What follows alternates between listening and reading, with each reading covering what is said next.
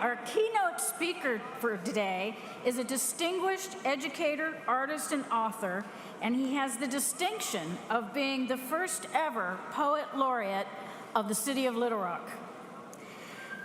He uses his love of language and the hip-hop art form to teach and motivate young people in Arkansas and around the world. He is dedicated to empowering all of us to create a more just and inclusive world. Please join me in welcoming Mr. Leron McAdoo.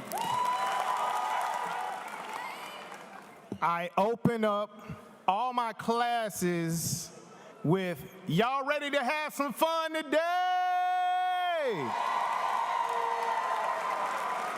To Chancellor Drell, distinguished guests, faculty, campus workers, the parents, especially the mothers on this Mother's Day weekend, I gotta say something that my father would say.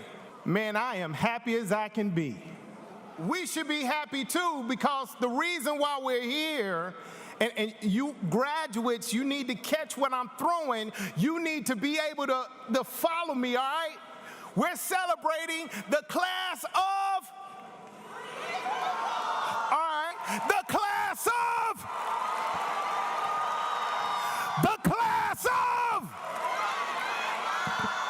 oh yeah, I think y'all ready to have some fun today.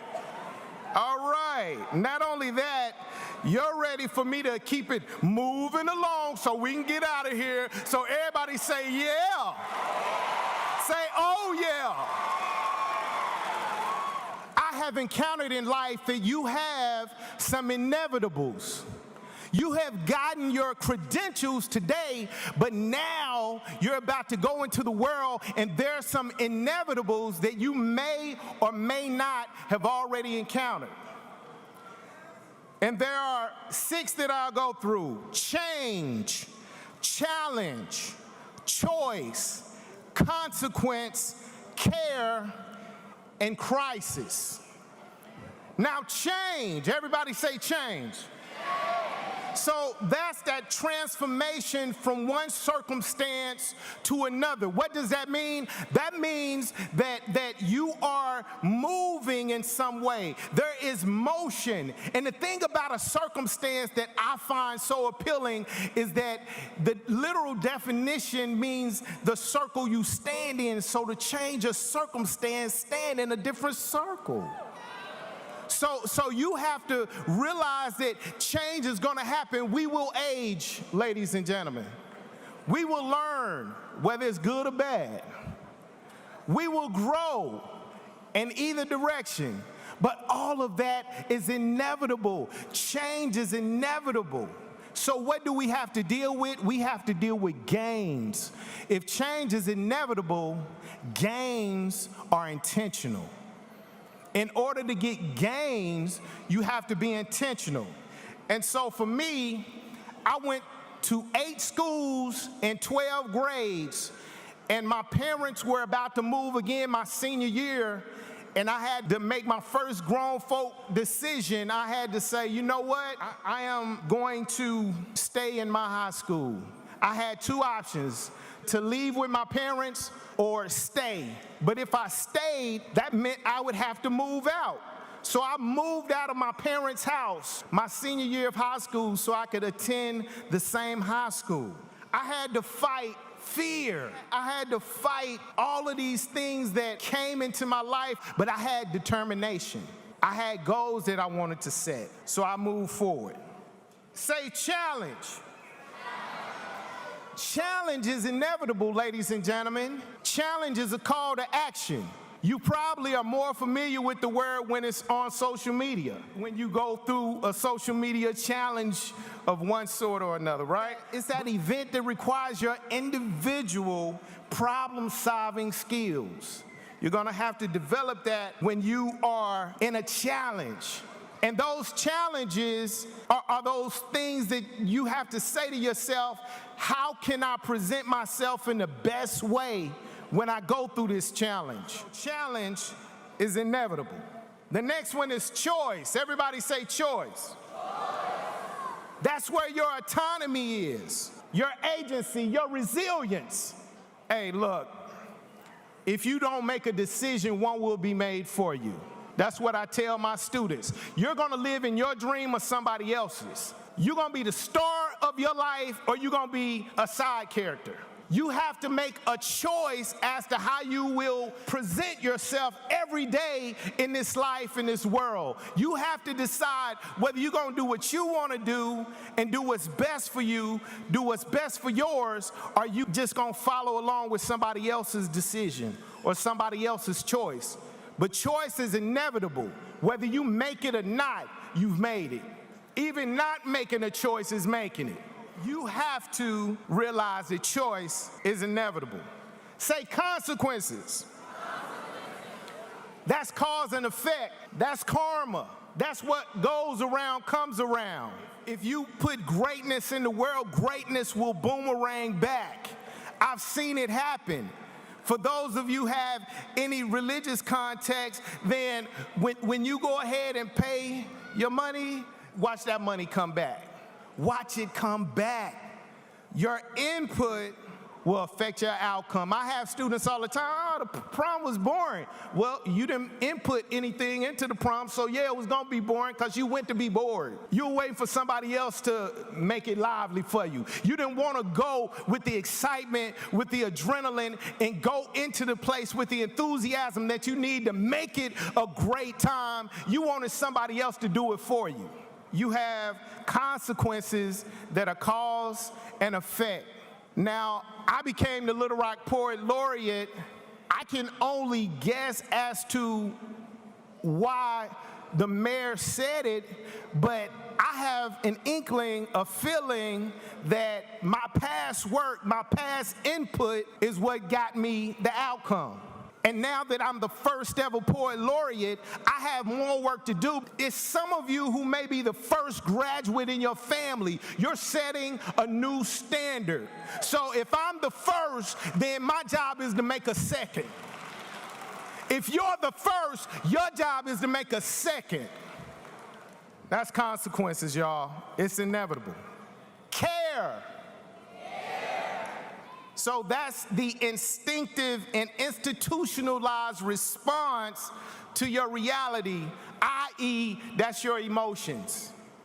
Those are your emotions. Look, I'm gonna tell you something about emotions. They are inevitable.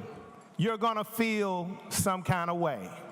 I just know I fell in love a few times in college, but I fell in love for the last time with my wife, who's actually a UALR graduate, and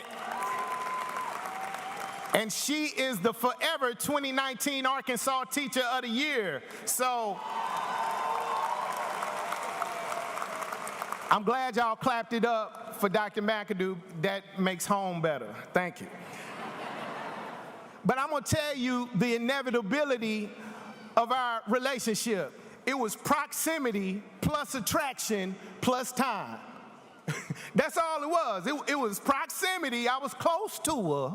It was attraction. She looked good to me. And it was time. I stayed right beside her as long as I could, as often as I could. That's the inevitability of emotions. That's care, y'all. That's care. And the last one, crisis. That's that life-changing trauma.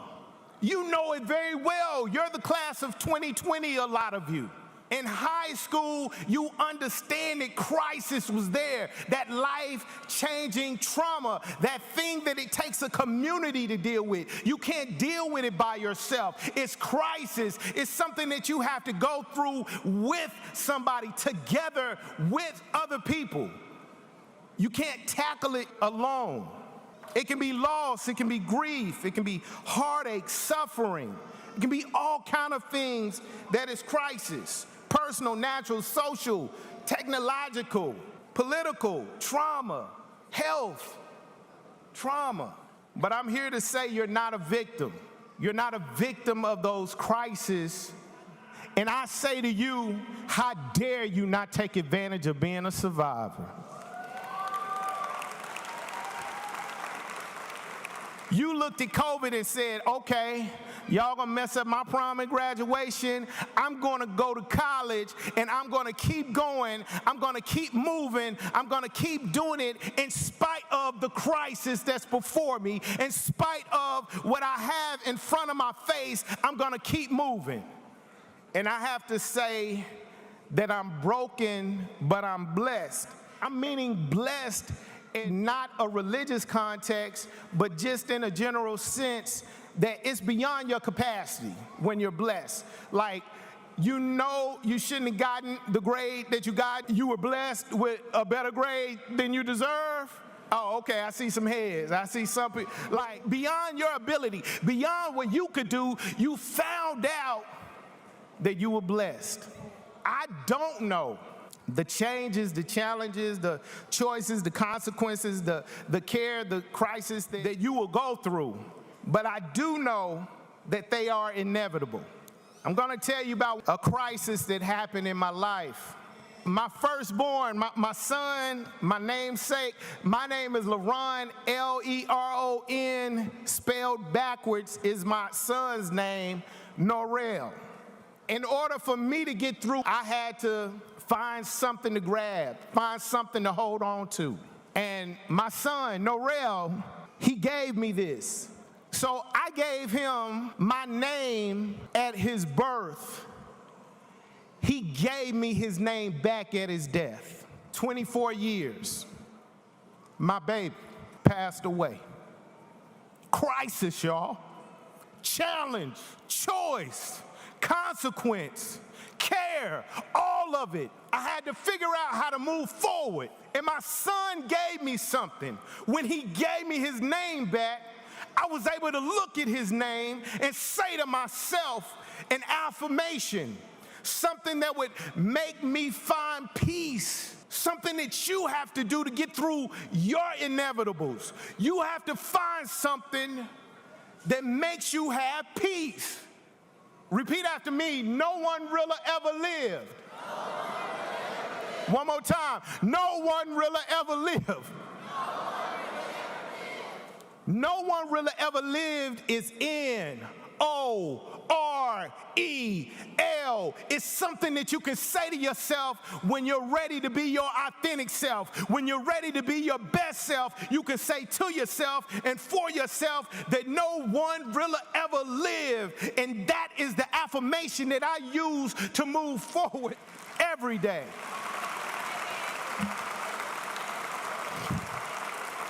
So what are you making? There are a lot of people who make everything else, money, career, connections, but they don't make peace. You make a career, but what good is a career if you didn't make peace?